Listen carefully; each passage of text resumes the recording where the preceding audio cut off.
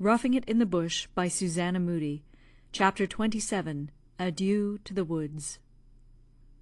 Adieu, adieu, when quivering lips refuse the bitter pangs of parting to declare, and the full bosom feels that it must lose friends who were wont its inmost thoughts to share. When hands are tightly clasped, mid struggling sighs and streaming tears those whispered accents rise, leaving to God the objects of our care, in that short, simple, comprehensive prayer, Adieu. Never did eager British children look for the first violets and primroses of spring with more impatience than my baby boys and girls watched, day after day, for the first snowflakes that were to form the road to convey them to their absent father. "Winter never means to come this year. It will never snow again," exclaimed my eldest boy, turning from the window on Christmas Day with the most rueful aspect that ever greeted the broad, gay beams of the glorious sun. It was like a spring day. The little lake in front of the window glittered like a mirror of silver, set in its dark frame of pine woods. I, too, was wearying for the snow, and was tempted to think that it did not come as early as usual, in order to disappoint us. But I kept this to myself, and comforted the expecting child with the oft-repeated assertion that it would certainly snow upon the morrow. But the morrow came and passed away, and many other morrows, and the same mild, open weather prevailed. The last night of the old year was ushered in with furious storms of wind and snow.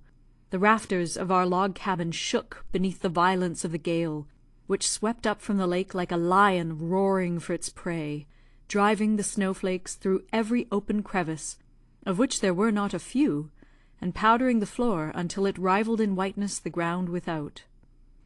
"Oh, what a dreadful night!" we cried, as we huddled shivering around the old broken stove.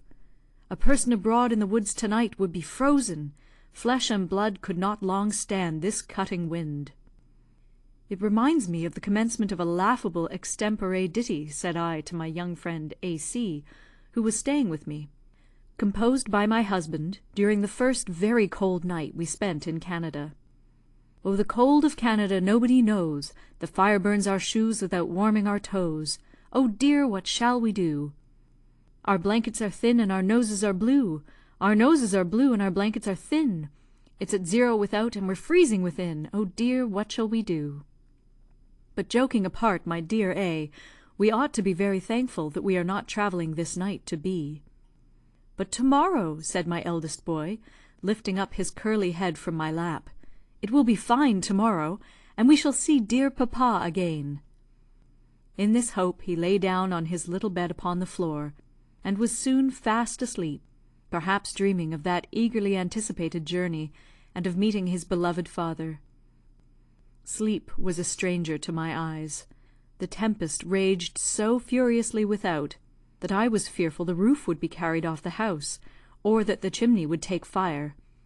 The night was far advanced when old Jenny and myself retired to bed. My boy's words were prophetic. That was the last night I ever spent in the bush, in the dear forest home which I had loved in spite of all the hardships which we had endured since we pitched our tent in the backwoods. It was the birthplace of my 3 boys, the school of high resolve and energetic action, in which we had learned to meet calmly and successfully to battle with the ills of life. Nor did I leave it without many regretful tears, to mingle once more with a world to whose usages, during my long solitude, I had become almost a stranger, and to whose praise or blame I felt alike indifferent. When the day dawned, the whole forest scenery lay glittering in a mantle of dazzling white. The sun shone brightly, the heavens were intensely blue, but the cold was so severe that every article of food had to be thawed before we could get our breakfast. The very blankets that covered us during the night were stiff with our frozen breath. "I hope the sleighs won't come to-day," I cried. "We should be frozen on the long journey." About noon, 2 sleighs turned into our clearing. Old Jenny ran screaming into the room.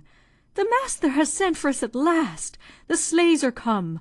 Fine large sleighs, and illigant teams of horses. Och, and it's a cold day for the wee things to leave the bush."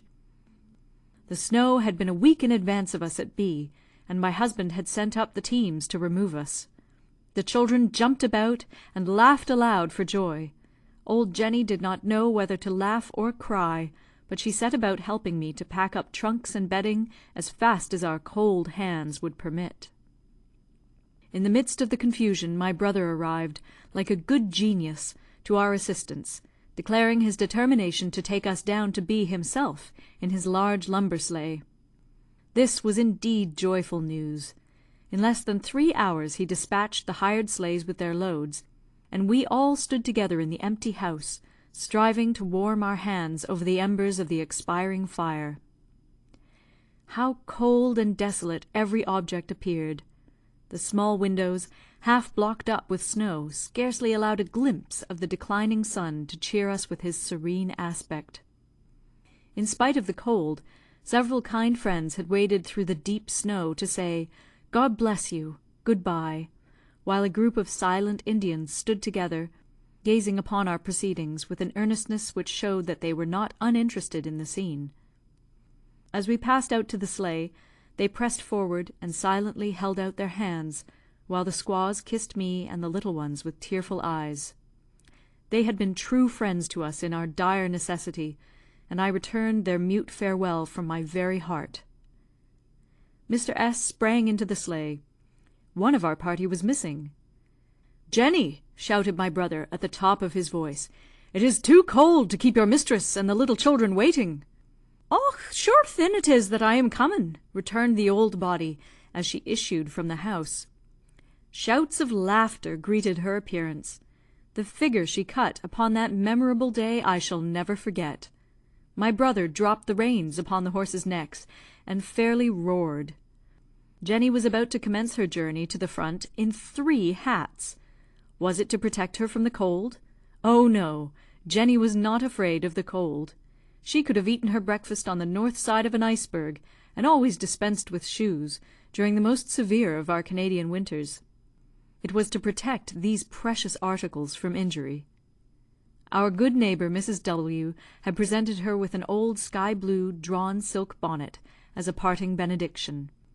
This, by way of distinction, for she never had possessed such an article of luxury as a silk bonnet in her life, Jenny had placed over the coarse calico cap, with its full furbelow of the same yellow, ill-washed, homely material, next to her head.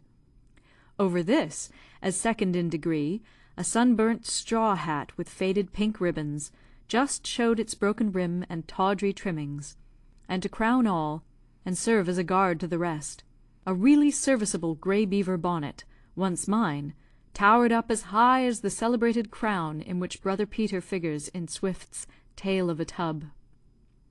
"Mercy, Jenny! Why, old woman, you don't mean to go with us that figure?" "Och, my dear heart, I've no bandbox to kape the cold from destroyin' my illigant bonnets," returned Jenny, laying her hand upon the side of the sleigh. "Go back, Jenny, go back!" cried my brother. "For God's sake, take all that tomfoolery from off your head. We shall be the laughing-stock of every village we pass through." "Och, sure now, Mr. S., who'd think of looking at an old creather like me? It's only yoursel that would notice the like." "All the world, everybody would look at you, Jenny. I believe that you put on those hats to draw the attention of all the young fellows that we shall happen to meet on the road. Ha, Jenny!" With an air of offended dignity, the old woman returned to the house to rearrange her toilet, and provide for the safety of her illigant bonnets, one of which she suspended to the strings of her cloak, while she carried the third dangling in her hand, and no persuasion of mine would induce her to put them out of sight. Many painful and conflicting emotions agitated my mind, but found no utterance in words as we entered the forest path, and I looked my last upon that humble home consecrated by the memory of 1,000 sorrows. Every object had become endeared to me during my long exile from civilized life. I loved the lonely lake, with its magnificent belt of dark pines sighing in the breeze; the cedar swamp, the summer home of my dark Indian friends; my own dear little garden, with its rugged snake fence which I had helped Jenny to place with my own hands, and which I had assisted the faithful woman in cultivating for the last 3 years, where I had so often braved the tormenting mosquitoes, black flies, and intense heat, to provide vegetables for the use of the family. Even the cows, that had given a breakfast for the last time to my children, were now regarded with mournful affection. A poor labourer stood in the doorway of the deserted house, holding my noble water dog, Rover, in a string. The poor fellow gave a joyous bark as my eyes fell upon him. "James J., take care of my dog." "Never fear, Mom. He shall bide with me as long as he lives." He and the Indians, at least, feel grieved for our departure, I thought. Love is so scarce in this world that we ought to prize it, however lowly the source from whence it flows. We accomplished only 12 miles of our journey that night. The road lay through the bush, and along the banks of the grand, rushing, foaming Otonabee River, the wildest and most beautiful of forest streams. We slept at the house of kind friends, and early in the morning resumed our long journey, but minus one of our party.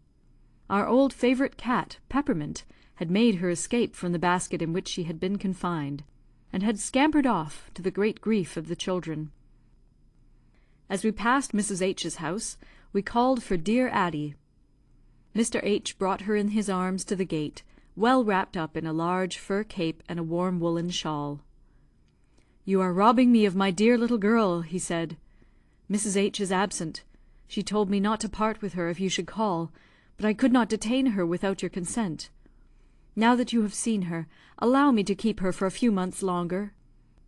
Addie was in the sleigh. I put my arm about her. I felt I had my child again, and I secretly rejoiced in the possession of my own. I sincerely thanked him for his kindness, and Mr. S. drove on. At Mr. R.'s we found a parcel from dear Amelia, containing a plum cake and other good things for the children. Her kindness never flagged. We crossed the bridge over the Otonabee, in the rising town of Peterborough, at 8 o'clock in the morning.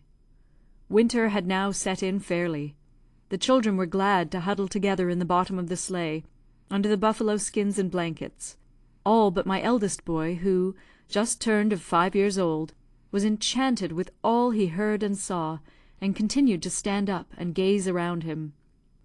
Born in the forest, which he had never quitted before, the sight of a town was such a novelty that he could find no words wherewith to express his astonishment. "Are the houses come to see one another?" he asked. "How did they all meet here?" The question greatly amused his uncle, who took some pains to explain to him the difference between town and country. During the day we got rid of old Jenny and her bonnets, whom we found a very refractory travelling companion, as wilful and far more difficult to manage than a young child. Fortunately we overtook the sleighs with the furniture, and Mr. S. transferred Jenny to the care of one of the drivers, an arrangement that proved satisfactory to all parties. We had been most fortunate in obtaining comfortable lodgings for the night.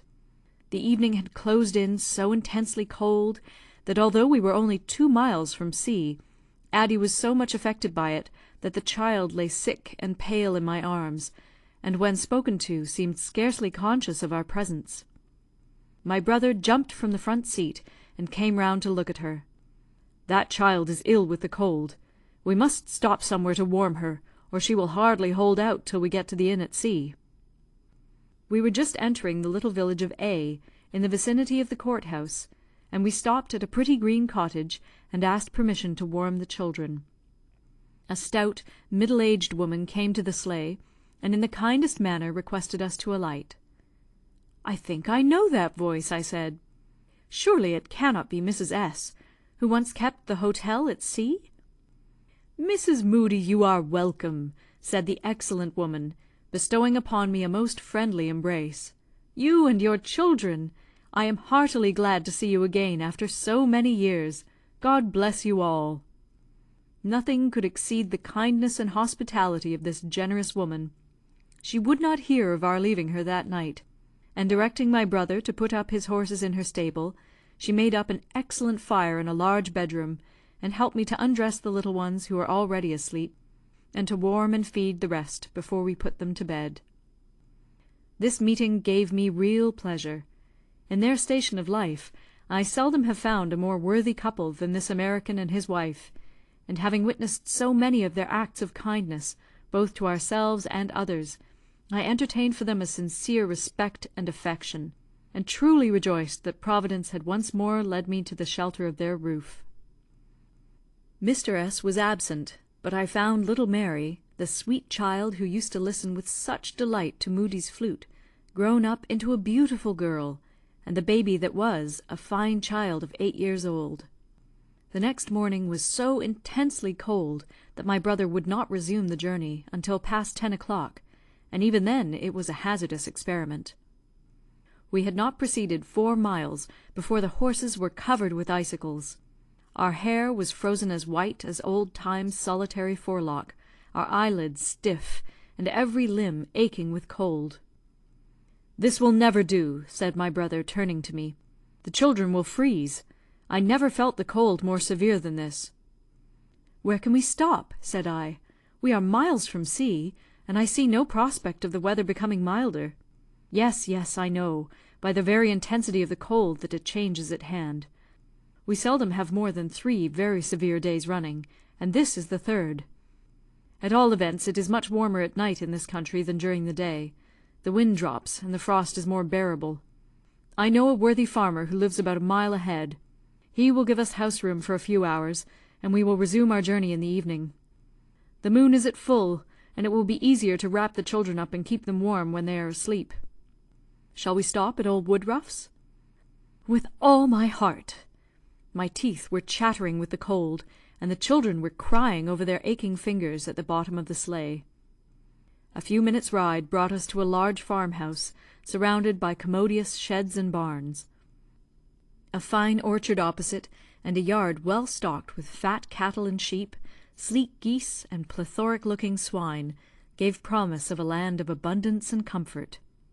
My brother ran into the house to see if the owner was at home, and presently returned, accompanied by the staunch Canadian yeoman and his daughter, who gave us a truly hearty welcome, and assisted in removing the children from the sleigh to the cheerful fire that made all bright and cosy within. Our host was a shrewd, humorous-looking Yorkshireman.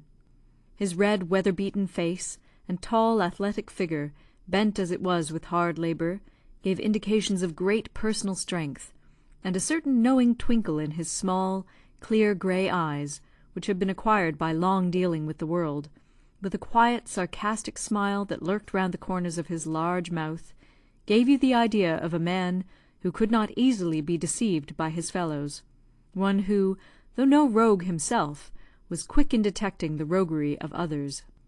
His manners were frank and easy, and he was such a hospitable entertainer that you felt at home with him in a minute.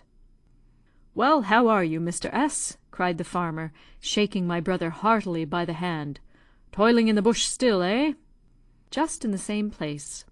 "And the wife and children?" "Hearty. Some half-dozen have been added to the flock since you were our way." "So much the better, so much the better. The more the merrier, Mr. S. Children are riches in this country." "I know not how that may be. I find it hard to clothe and feed mine." "Wait till they grow up. They will be brave helps to you then. The price of labour, Mr. S., is the destruction of the farmer." "It does not seem to trouble you much, Woodruff," said my brother, glancing round the well-furnished apartment. "My son and S do it all," cried the old man. "Of course the girls help in busy times, and take care of the dairy, and we hire occasionally, but small as the sum is which is expended in wages during seed time and harvest, I feel it, I can tell you." "You are married again, Woodruff?" "No, sir," said the farmer, with a peculiar smile. "Not yet," which seemed to imply the probability of such an event. "That tall gal is my eldest daughter.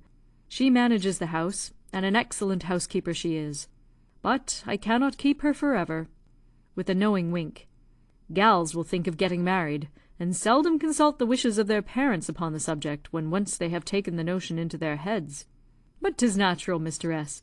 It is natural. We did just the same when we were young."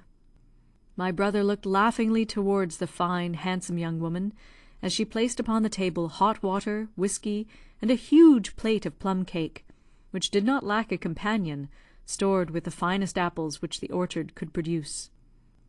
The young girl looked down and blushed. "Oh, I see how it is, Woodruff. You will soon lose your daughter. I wonder that you have kept her so long. But who are these young ladies?" he continued, as 3 girls very demurely entered the room. "The 2 youngest are my darters by my last wife, who, I fear, mean soon to follow the bad example of their sister.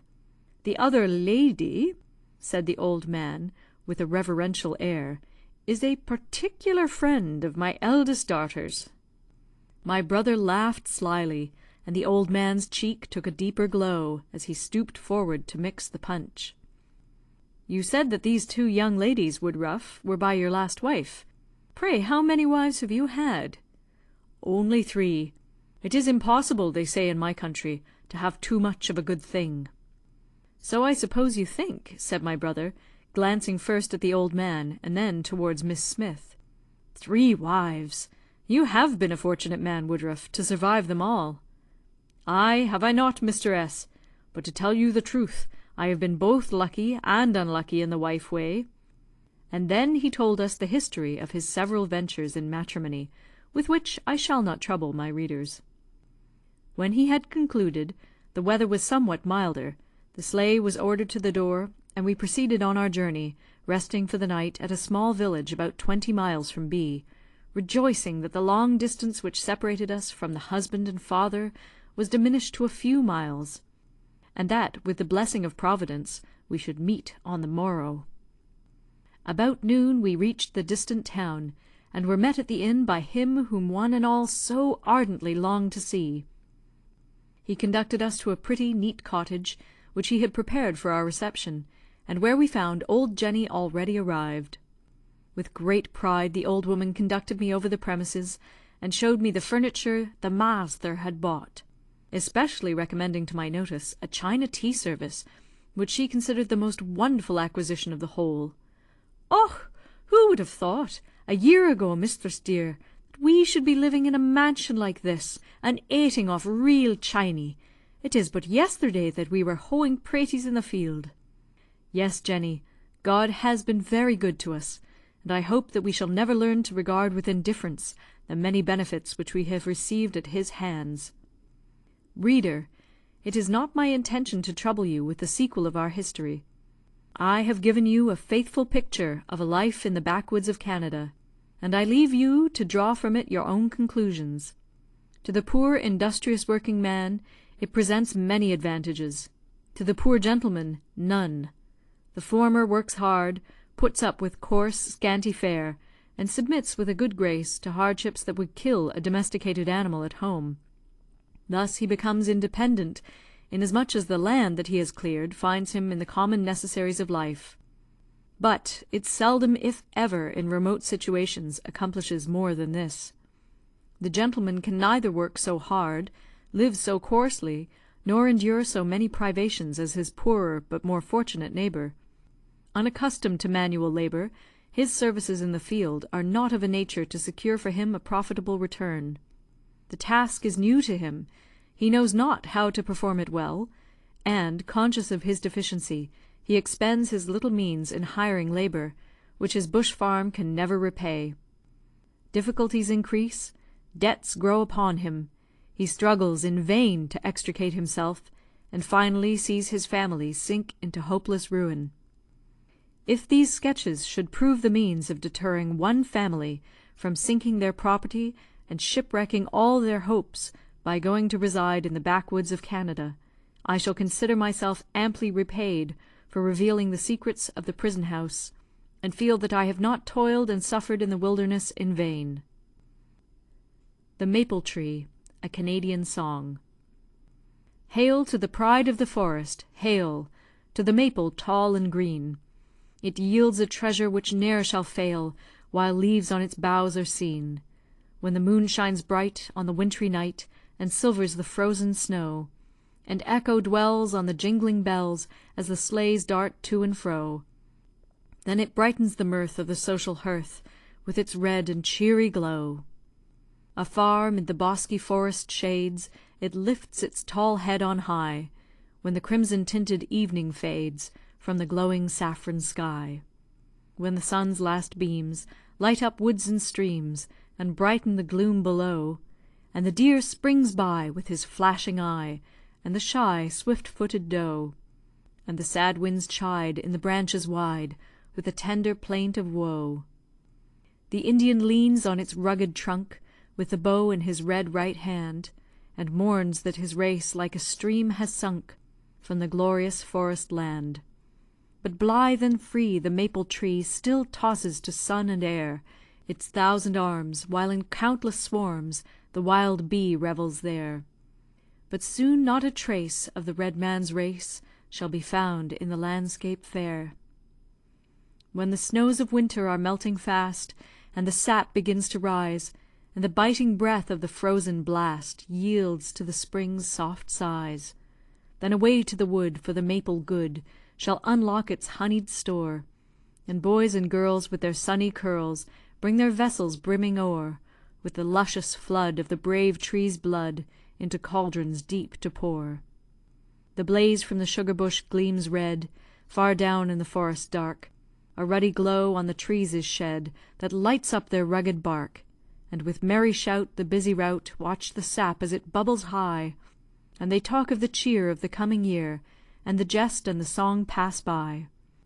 And brave tales of old round the fire are told, that kindle youth's beaming eye. Hurrah for the sturdy maple tree! Long may its green branch wave, in native strength sublime and free, meet emblem for the brave.